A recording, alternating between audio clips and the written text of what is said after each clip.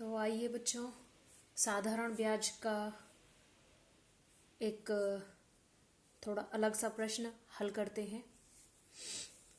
प्रश्न है 400 रुपये का 7.5% वार्षिक ब्याज की दर से 3 वर्ष का साधारण ब्याज ज्ञात कीजिए। जैसे कि पहली वीडियो में मैं आपको बता चुकी हूँ साधारण ब्याज किस तरीके से ज्ञात करते हैं, सेम उसी तरीके से ज्ञात करना है। बस प्रश्न में थोड़ा सा चेंज है कि यहाँ पर जो वार्षिक ब्याज की दर दी हुई है वो मिश्रित भिन्न में दी हुई है। यहाँ चलिए पहले हम लिख लेते हैं कि क्या क्या दिया हुआ है। 400 रुपये ये है आपका मूलधन। मूलधन क्या दे रखा है? 400 रुपये। दर दे रखी है आपकी 7.5%। समय दे रखा है 3 वर्ष। और ब्याज हमसे ज्ञात करने के लिए कहा गया है। तो ये जो दर दी हुई है 7.5%, ये मिश्रित भिन्न में दी हुई है। तो सबसे पहले हमें इस दर को साधारण भिन्न में बदलना होगा। तो उसके लिए तरीका क्या है? जैसे ये है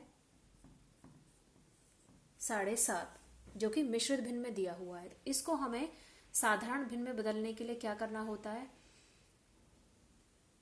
जो आपकी हर में वैल्यू दे रखी होती है और जो आपकी कंप्लीट वैल्यू होती है, उन दोनों की गुणा करनी होती है और अंश को उसमें जोड़ना होता है। मतलब हर से कंप्लीट वैल्यू में गुणा करके अंश की वैल्यू को जोड़ना होता है और बटे जो हर में वैल्यू होती है वो ही रखनी होती है। तो यहाँ 7 दूनी 14, 7 दूनी 14 और अंश में जो था उसको जोड़ दो, गुणा करके 14 और 1 15 और बटे में जो हर में वैल्यू होती है वो ही रहती है। तो इस 7.5 को हल करके हमने 15/2 में बदल लिया। कैसे बदला एक बार फिर से देख लीजिए। इन दोनों की आपस में करनी होती है मल्टीप्लाई, गुणा।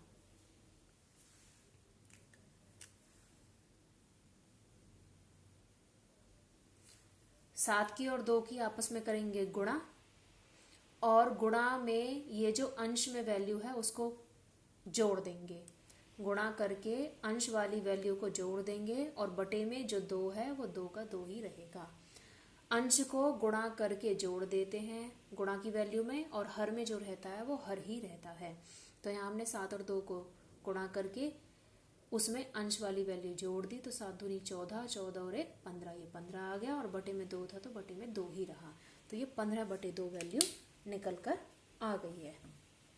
तो अब हम 7.5 की जगह क्या वैल्यू यूज करेंगे? 15/2% वाली वैल्यू यूज करेंगे। बस अब सिंपल साधारण ब्याज का फॉर्मूला लगाएंगे। तो ब्याज जो होता है वो होता है आपका मूलधन गुणा दर गुणा समय और बटे 100। मूलधन साधारण ब्याज का फॉर्मूला होता है मूलधन गुणा दर गुणा समय बटे 100।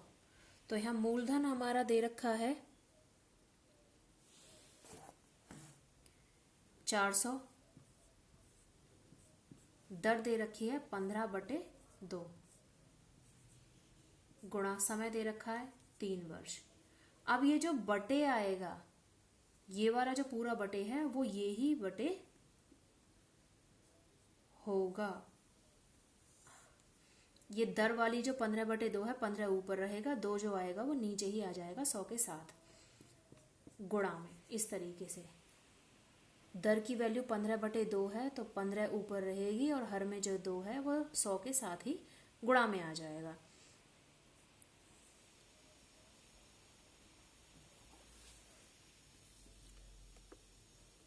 अब हमें सॉल्व करना है इसको।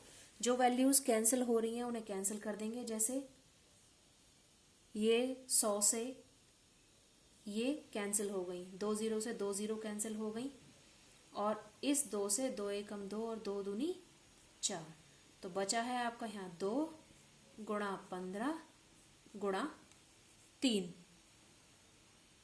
2 गुणा 15 गुणा 3 बचा है। अब सिंपल इन तीनों की आपस में गुणा कर देंगे और जो वैल्यू निकल कर आएगी वो हो जाएगा हमारा ब्याज। 2 गुणा 15 30 और 30 दिया 90, तो 90 रुपये आ गया आपका सिंपल ब्याज।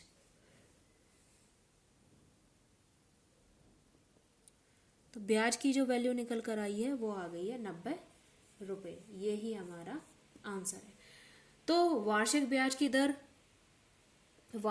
की दर यदि मिश्रित भिन्न में दे रखी है या फिर समय मिश्रित भिन्न में दे रखा है, तो इनसे हमें इन वैल्यूज को देख के हमें डरना नहीं है। हमें सिंपल उनको नॉर्मल जो भिन्न होती है, साधारण भिन्न, अंश बटे हर के रूप में उन्हें बदल देना है और फिर फॉर्मूले में उन्हें रख देना है।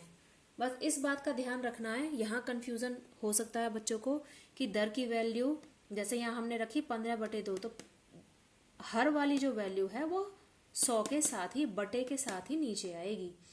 बटे पूरा जो कंप्लीट है ये बटे 100 वाला, वहीं वो हर की जो वैल्यू है वो 100 के साथ ही आएगी।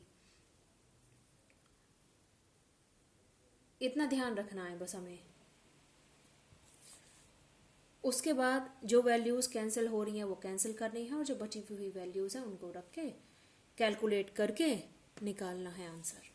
तो इस तरीके से हम आसानी से इस प्रश्न को हल कर सकते हैं। मान लीजिए यहाँ ये जो समय है वो 3 वर्ष ना देकर,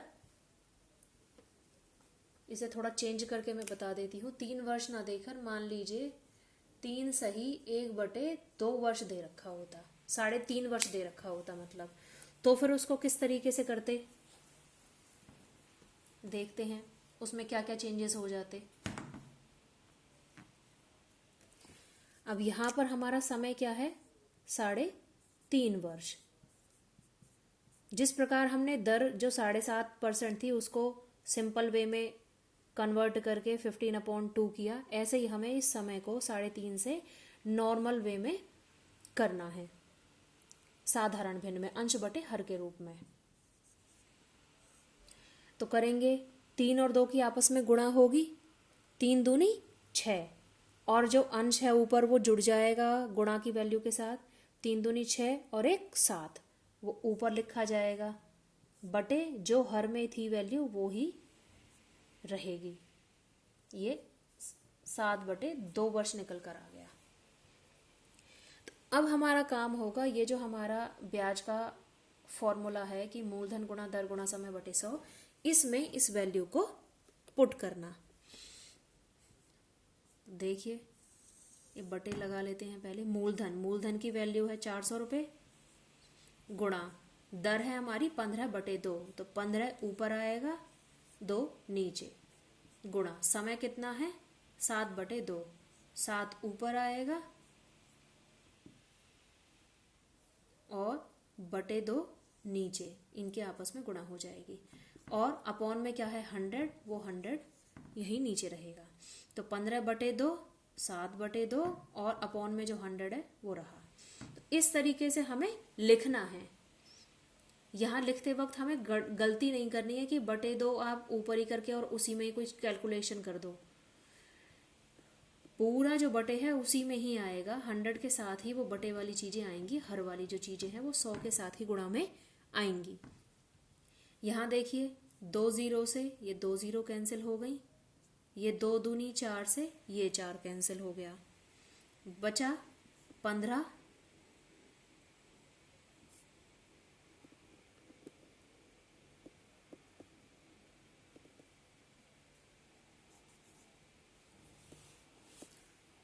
गुणा 7 और गुणा करके आ जाएगा 15 सत्ते 105, तो ये आ गया आपका 105 रुपये ब्याज।